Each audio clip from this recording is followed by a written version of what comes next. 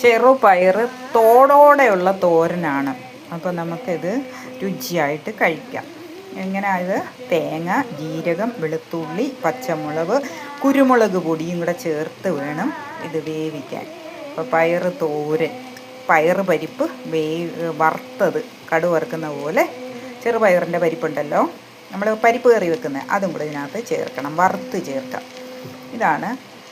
എല്ലാ കാര്യങ്ങൾക്കും പുനർചിന്തനത്തിന് സമയമായി.